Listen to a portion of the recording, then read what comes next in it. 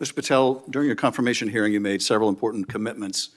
For instance, you told Senator Coons there will be no politicization at the FBI. There'll be no retributive actions taken by any FBI should I be confirmed as FBI Director. So let me ask you very specifically, did you ever take any action to terminate or discipline an FBI agent or employee in whole or in part as retribution for being part of an investigation of Donald Trump or January 6th? In exactly 847 seconds of methodical questioning, Senator Adam Schiff would systematically dismantle Kash Patel's credibility using nothing more than Patel's own confirmation hearing promises and carefully parsed evasions that revealed a pattern of political retaliation disguised as institutional standards.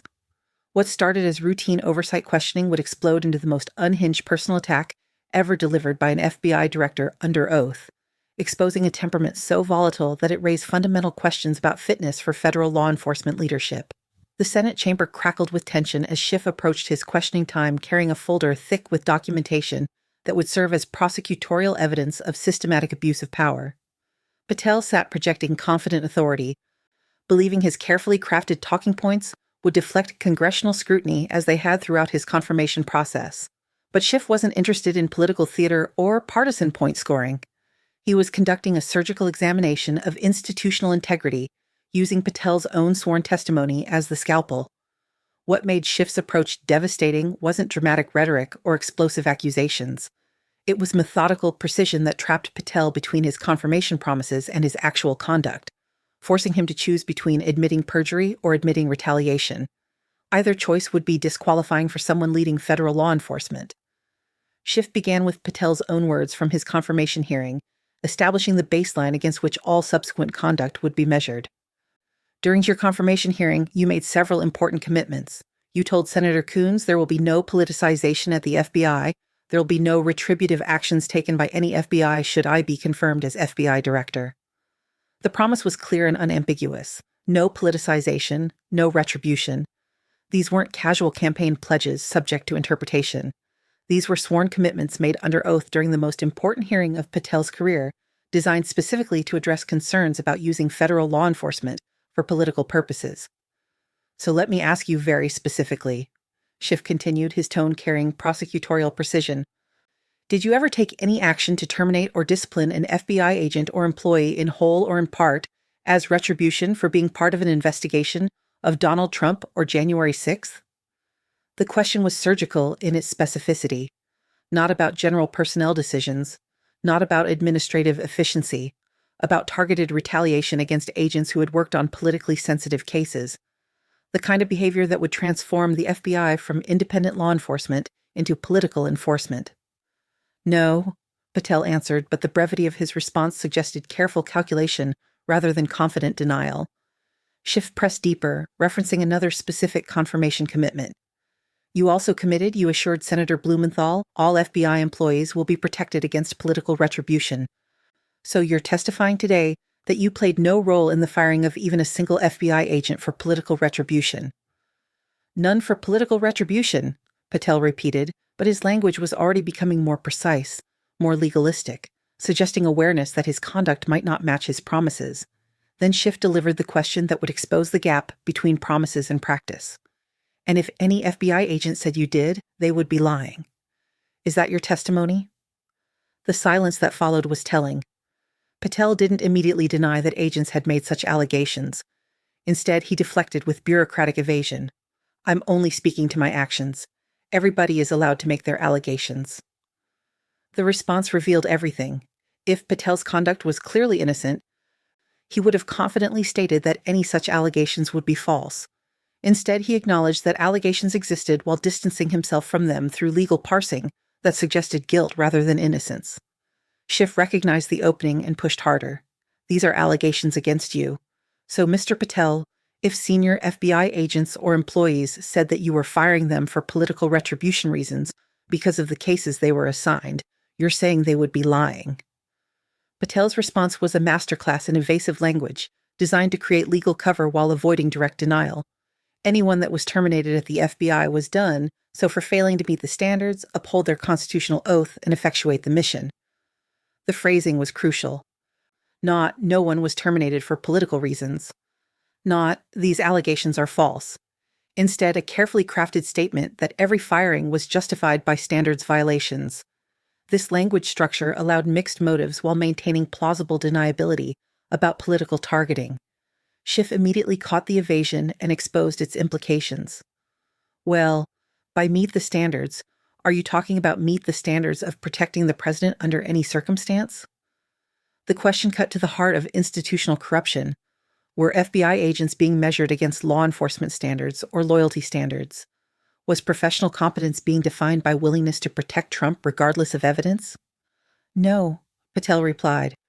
But his denial lacked conviction, and his body language suggested discomfort with the direction of questioning. Schiff then moved to close the logical gaps Patel was trying to maintain. You also guaranteed Senator Blumenthal that every FBI employee will be held to the same absolute standard. No one will be terminated for case assignments. Are you testifying today that you never terminated anyone at the FBI in whole, or in part because of a prior case assignment? The question was perfectly crafted to eliminate escape routes. Either Patel had never considered case assignments in termination decisions, or he had violated his confirmation commitments. There was no middle ground. No one at the FBI is terminated for case assignments alone, Patel responded, and the word alone revealed everything Schiff needed to prove systematic abuse.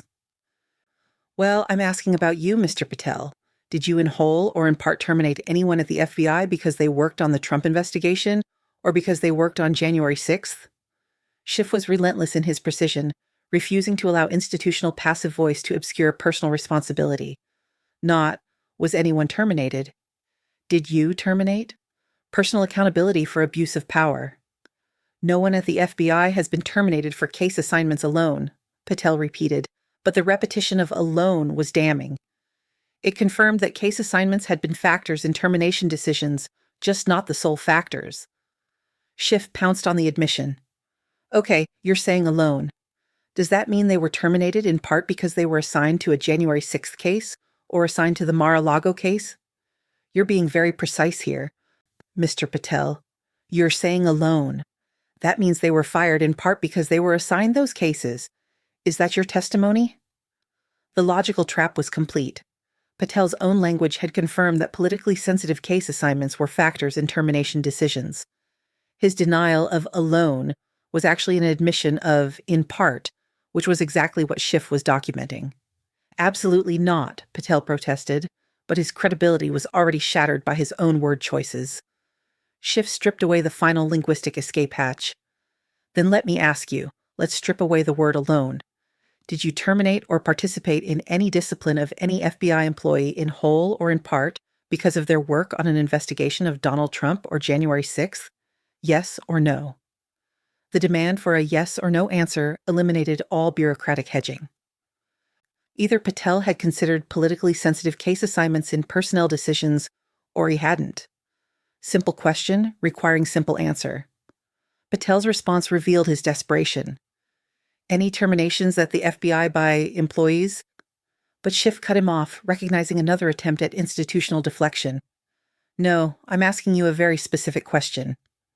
I was going to answer the question, but you don't like the answer because it's... Patel complained, but Schiff wasn't allowing narrative control to shift away from documented misconduct. I want to answer my question. I don't want to answer someone else's question. So let me just be precise, and I ask for a yes or no answer. Did you ever terminate or discipline an FBI employee in whole or in part because they had been assigned or worked on an investigation of Donald Trump or January 6th? The persistence was prosecutorial, but also constitutional. Congressional oversight exists specifically to prevent executive branch officials from using federal agencies for political purposes. Schiff was exercising that oversight with surgical precision. FBI employees are only terminated to uphold their oaths of office. Patel deflected again, but his refusal to give a direct answer was itself the answer. You're not answering my question, Schiff stated. You don't have to answer your question yes or no because you're setting up a trap. Patel's accusation that oversight questions were traps revealed his fundamental misunderstanding of accountability. Congressional oversight isn't supposed to be comfortable for executive officials.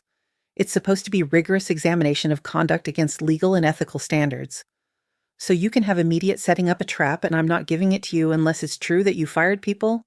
Patel continued, inadvertently confirming that giving honest answers would prove misconduct. Schiff then moved to even more specific allegations. Did you tell anyone at the FBI that all FBI employees who they identified who had worked on cases against President Trump would be removed from their jobs? The question suggested Schiff had specific information about internal FBI communications where Patel had explicitly connected case assignments to employment termination. This wasn't fishing expedition questioning. This was documented evidence testing. People are not removed from cases, Patel deflected, but Schiff wasn't asking about case reassignments. He was asking about job termination based on prior case assignments. Just answer my question. Did you tell that to someone? Schiff pressed. People are not removed for cases. And I would never tell anyone, Patel began, but his answer structure suggested he was addressing different conduct than what Schiff was asking about. After multiple attempts to get direct answers about alleged retaliation, Schiff shifted to the Epstein files, an issue where Patel had publicly claimed transparency while apparently withholding crucial information. You said you're the most transparent FBI director in history, so I'm going to put you to the test, Schiff announced, setting up another credibility examination. In 2024, you were asked by Glenn Beck about Epstein's Black Book, and you said the Black Book was under the direct control of the director of the FBI. Was that true, Mr. Patel? The question connected Patel's public media claims with his actual authority and knowledge. If Patel had publicly claimed control over critical evidence, he should be able to demonstrate that transparency in congressional testimony. I'll rely on you quoting it accurately, Patel hedged, already distancing himself from his own public statements. Was it true what you represented to Mr. Beck and the president's supporters out there? Or were you lying? Schiff pressed, making the credibility stakes explicit. The Black Book was in the possession of the FBI, Patel confirmed. Okay, so now that you're the FBI director, you have possession of the Black Book, right? That index has been released, Patel replied, but his use of index rather than Black Book suggested semantic games designed to obscure rather than clarify. Schiff then connected the Epstein files to broader questions about institutional credibility. Is it your testimony today that in all the Epstein files that Jeffrey Epstein trafficked no one to anyone but himself? The question cut to the heart of public skepticism about official Epstein investigations. Victims had provided sworn testimony identifying other participants, but federal authorities had consistently claimed insufficient evidence for additional prosecutions. Patel's response was carefully lawyered evasion. The information that 3 administrations have had access to have made determinations that there are no investigative leads that were credible to investigate any others. The parsing was revealing, not no evidence of other participants, no investigative leads that were credible to prosecute, a much narrower claim that preserved legal cover while potentially contradicting victim testimony. When Schiff pressed about Ghislaine Maxwell's suspicious transfer to minimum security prison shortly after cooperating with federal authorities, Patel's response revealed either willful ignorance or deliberate disengagement from crucial decisions. The Bureau of Prisons, he claimed, distancing himself from any involvement in the transfer decision. You want the American people to believe that? Schiff asked, voicing public skepticism about convenient timing and institutional coordination. That's when Patel completely lost control. Instead of maintaining the professional demeanor expected of federal law enforcement leadership, he launched into an unhinged personal attack that revealed temperament completely unsuitable for FBI direction. No, I think the American people believe the truth that I'm not in the weeds on the everyday movements of inmates. What I am doing is protecting this country, providing historic reform, and combating the weaponization of intelligence by the likes of you. And we have countlessly proven you to be a liar in Russia in January 6th. You are the biggest fraud to ever sit in the United States Senate. You are a disgrace to this institution and an utter coward. The explosion was unprecedented. FBI directors don't attack sitting senators during congressional testimony. They don't engage in personal insults. They don't abandon institutional dignity for partisan combat. Patel's meltdown revealed someone psychologically unsuited for law enforcement leadership. I'm not surprised that you continue to lie from your perch and put on a show so you can go raise money for your charade. You are a political buffoon at best, Patel continued, digging deeper into unprofessional territory with each sentence. The contrast was striking. Schiff had maintained prosecutorial calm throughout rigorous questioning about documented misconduct. Patel had responded with evasions, semantic games, and ultimately personal attacks when his credibility was systematically dismantled. In 8:47 seconds, Adam Schiff had exposed fundamental unfitness for federal law enforcement leadership using nothing more than careful questioning and Patel's own responses.